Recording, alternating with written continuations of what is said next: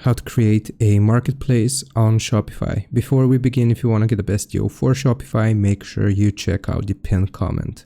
And now we can begin. You want to load up your Shopify store and use the search bar to search for multi-vendor. Creating a marketplace on Shopify is going to require a third-party application such as ShipTurtle. Click on the app which you want to use. There are multiple. For this one, you will just click on install here, and you want to go through the installation process. So multi-vendor application, give it some time here to load up, and it's gonna show us this free trial, 14-day trial, approved to begin, no charge until trial ends. All right, so once you install this application, I'm just gonna click on install here. Give it some time again for it to complete the process.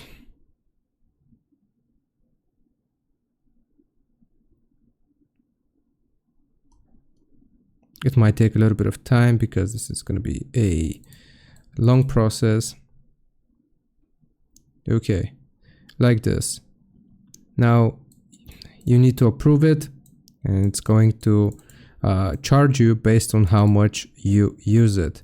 And how this works, basically, it's going to convert your store into a marketplace.